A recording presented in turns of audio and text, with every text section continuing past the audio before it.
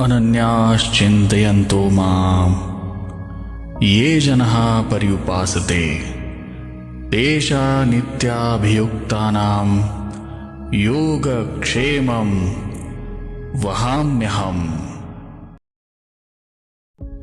तसं बघितलं तर अक्कलकोट एक सोलापूर जिल्ह्यातील एक छोटंसं गाव. थोडाफार कोरडा भाग, पण स्वामी समर्थ नावाचा सागर इथं आला आणि त्यानं पूर्ण विश्वाची तहान भागवली. साधारणपणे पूर्णब्रह्म परमात्मा स्वामी महाराज अक्कलकोटमध्ये 22 वर्ष मानवी रूपात वास्तव्य करत होते.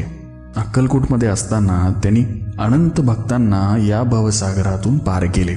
असा हा पूर्णब्रह्म परमात्मा अक्कलकोटमध्ये असताना एक आगळी वेगळी अशी लीला घडली. ती आपण आज या व्हिडिओच्या माध्यमातून बघणार आहोत. स्वामी महाराज जेव्हा अक्कलकोटमध्ये वास करत होते तेव्हा ते एक छोटंसं संस्थान होतं. या संस्थानावरती तेव्हा मालोजी राजे छत्रपती हे राज्य करत होते.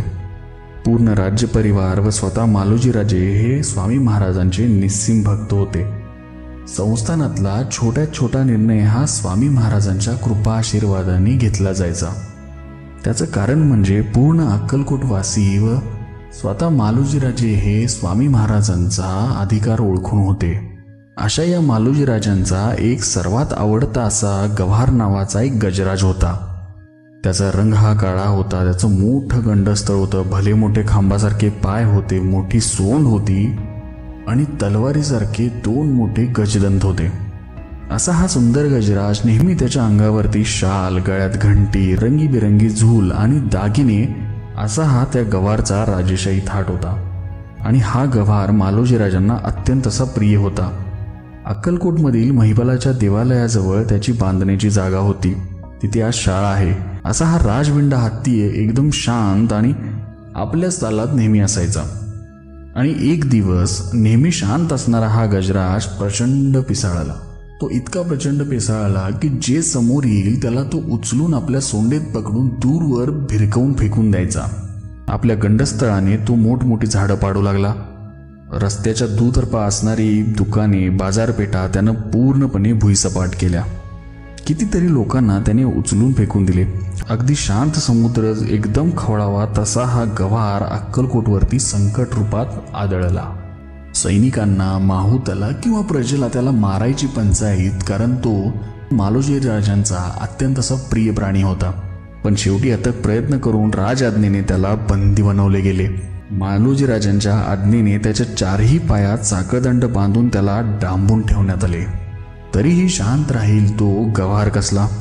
जेव्हा त्याचे 4ही पाय बंदिस्त झाले तेव्हा तर तो अजून जास्त पिसाळला.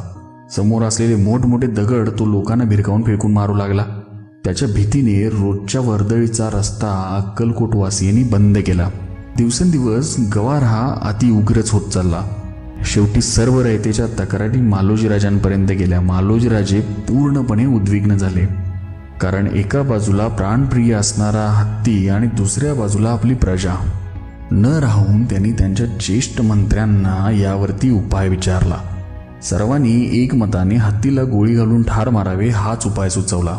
पण मालोजी राजांच्या मनाला ही काही गोष्ट पटेना. तेव्हा त्यांना भक्तवत्सल स्वामी महाराजांची आठवण झाली आणि त्यांनी तडक आज्ञा केली, आम्ही महाराजांच्या दर्शनाला जात आहोत, तयारी करण्यात यावी. आणि मालोजी राजे स्वामी महाराज ज्या वटवृक्षाखाली होते तिकडे जायला निघाले. इकडं भक्तवत्सल परब्रह्म परमात्मा स्वामी महाराज हजारो भक्तांच्या गराड्यात वटवृक्षाखाली आपल्या भक्तांना भवसागर पार करण्याचा मार्ग दाखवत होते.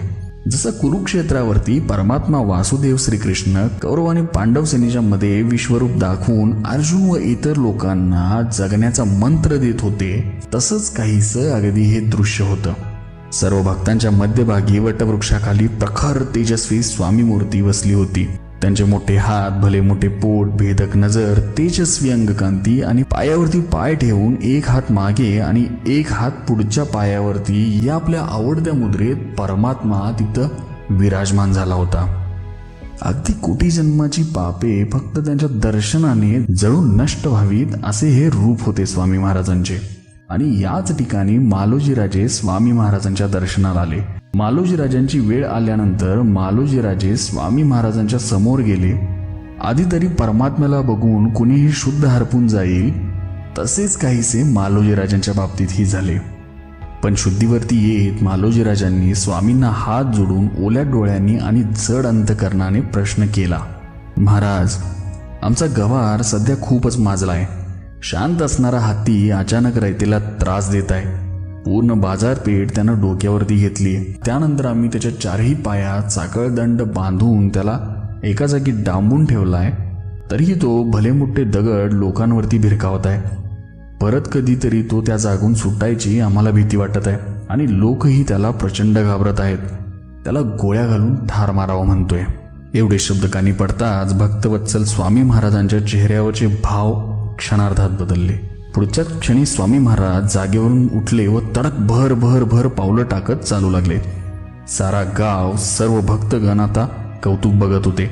स्वामी सर्वांपुढे चालत आणि पूर्ण लवाजमा हा त्यांच्या मागे चालत होता. लोकांना कुतूहल होतं की परमात्मा काय करतो.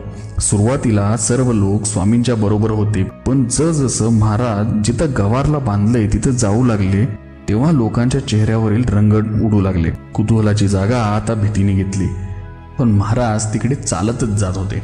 समोरून येणारे लोक स्वामींना सांगत होते, महाराज तिकडे जाऊ नका, तो हत्ती भले मोठे दगड भिरकावून मारत आहे. पण ऐकेल तो परमात्मा कसला.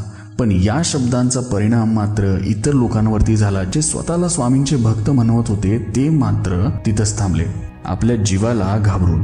फक्त 2 निस्सीम शिष्य, एक म्हणजे चोळप्पा महाराज आणि बाबा यादव, हे दोघंच स्वामी महाराजांबरोबर शेवटपर्यंत गेले. जेव्हा स्वतः परब्रह्म परमात्मा ब्रह्मांड नायक स्वामी महाराज बरोबर असतात तेव्हा घाबरायचं कशाला. महाभारतात कौरवांकडे इतके महान योद्धे होते की पांडव 1 जन्मात तर सोडा 7 जन्मात त्यांना मारू शकत नव्हते. पांडवांकडे लीलाधर भगवान श्रीकृष्ण होते आणि त्यांच्यामुळेच पांडव महाभारताचे युद्ध जिंकू शकले. असो, आता स्वामी महाराज त्या उन्मत्त गजराजासमोर पोहोचले. उन्मत्त अशा गजराजाचे डोळे रागाने लाल बुंद झाले होते. अगदी तो संतापलेला होता.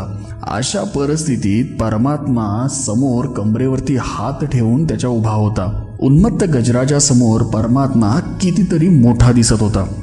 समोर पोचताच स्वामी महाराज कडाडले, मूर्खा, माजलास काय? चढेल तो पडेल, बाष्कळपणाचा अभिमान सोडून दे. इतके शब्द कानी पडताच तो गजराज शांत झाला. त्यानंतर त्याने त्याच्या पुढच्या पायांचे गुडघे टेकून त्याने गंडस्थळ स्वामीचरणी अर्पण केले आणि त्याच्या डोळ्यातून एकसारखे अश्रू वाहू लागले. परमात्म्याच्या दर्शनाने एवढा मधोन्मध हत्ती देखील गरीब गायीसारखा शांत झाला. जसं भगवान श्री विष्णूंनी गजेंद्राला एका मगरीपासून वाचवून श्रापमुक्त केलं, अशीच कृपा गवारवरती स्वामी महाराजांनी करून त्याला त्याच्या मृत्यूपासून वाचवलं. अशा प्रकारे आपण कोण आहे, आपण काय आहे हे महत्वाचं नसून आपण स्वामी महाराजांना किती समर्पित आहोत हे जास्त महत्वाचं. महाराजांना अशक्य असं काहीच नाहीये. फक्त महाराज तेव्हाच आणि तेच देतात जेव्हा आपली तितकी पात्रता होते. जे जे मजसी उचित ते तू समर्था देशी खचित, ही उक्ती याचसाठी म्हटली जाते. असो, आपण आपल्या संसारात असताना स्वामी चरणी आपलं मस्तक वाहून कर्तव्य, आपलं कर्म करत जायचं आहे. महाराजांच्या आशीर्वादाने, महाराजांच्या कृपेने आपल्यावरती जे काही आपल्या कर्माचं ओझं आहे ते नक्कीच आपल्याला हलकंच भासेल. देवाकडे मागताना कोणतीही गोष्ट मागण्यापेक्षा महाराज तुम्ही बरोबर राहा ही गोष्ट मागा. कारण जर महाराज बरोबर असतील, परमात्मा ब्रह्मांड नायक स्वामी महाराज बरोबर असतील, तर जगातलं असं कोणतं संकट आहे, असं कोणतं विघ्न आहे जे तुमची वाट अडवू शकेल. असो, झालेली सेवा स्वामींच्या चरणी अर्पण करतो आणि आपली रजा घेतो. तर सर्वांना आजचा एक प्रश्न आहे की स्वामी महाराजांबरोबर कोणते 2 भक्त शेवटपर्यंत हत्तीच्या ठिकाणी होते, त्यांची नावं काय? ह्याचं उत्तर तुम्ही या व्हिडिओच्या कमेंट बॉक्समध्ये आम्हाला द्यावं.